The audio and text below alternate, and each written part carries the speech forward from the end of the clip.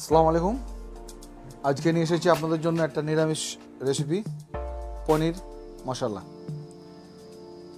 দুর্দান্ত রেসিপি, খুব সুস্বাদু। চলুন তৈরি করি। খুব অল্প সময়ের মধ্যে তৈরি হবে এবং যদি রেসিপি ভালো লেগে থাকে লাইক, কমেন্ট, শেয়ার অবশ্যই করবেন। এর জন্য আমাদের লাগবে ক্যাপসিকাম 200 গ্রাম, আমি নিয়েছি টমেটো 100 গ্রাম,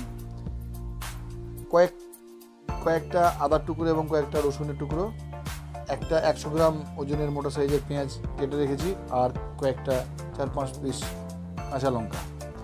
পনির নিয়েছি 200 গ্রাম এবং সেগুলোকে ছোটো ছোটো স্কোয়ার আকারে কেটে রেখেছি। আমরা প্রথমে একটা গ্যাসের উপর কড়াই চাপিয়ে এতে 50 গ্রাম মতো তেল দিয়ে পেঁয়াজটাকে ভেজে আধা ভাজা করে তুলে নেব এবং এটা একটা মিক্সারের বাটির মধ্যে ভরে রাখবো।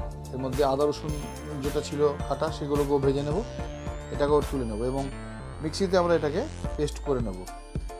কিছুক্ষণ ঘোরানোর পর আমরা এর মধ্যে কুচিয়ে রাখা টমেটোটা দিয়ে দেবো এবং টমেটো সহ এটাকে একটু জল দিয়ে একটু ভালোভাবে পেস্ট তৈরি করে নেব। পেস্ট হয়ে গেলে আমরা একটা বড় সাইজের কড়াই দিয়ে এর মধ্যে আমরা তেল দিয়ে তাতে কয়েকটা গোটা গরম মশলা ফেলে দেবো এবং গরম মশলা যখন ফুটে উঠবে তখন তার মধ্যে আমরা এই পিষে রাখা পেস্টটা দিয়ে দেবো এবং ভালোভাবে নাড়াচাড়া করে একটু জল দিয়ে দেবো। জল দিয়ে দেওয়ার পর আবার নাড়াচাড়া করবো এবং স্বাদ মতো একটু লবণ দেবো। তার মধ্যে দেবো আমরা একটু জিরা পাউডার 1 চা চামচ মতো এবং দেবো কাশ্মীরি লাল লঙ্কা, কাশ্মীরি মরিচ যাটা বলে, এটা 3 চামচ এবং স্বাদ মতো একটু চিনি। এটা ভালোভাবে নাড়াচাড়া করে যখন ভালোভাবে ফুটে উঠবে তখন এর মধ্যে আমরা প্রথমে ক্যাপসিকামটা কেটে রেখেছি সেটা দিয়ে দেবো এবং এটা কিছুক্ষণ 2-3 মিনিট হওয়ার পর নাড়াচাড়া করে যখন রেখে দেবো এবং 2-3 মিনিট ফোটার পর তখন এর মধ্যে আমরা কেটে রাখা পনিরগুলোকে দিয়ে দেবো। পনির দিয়ে দেবো আর আবার নাড়াচাড়া করে রাখবো।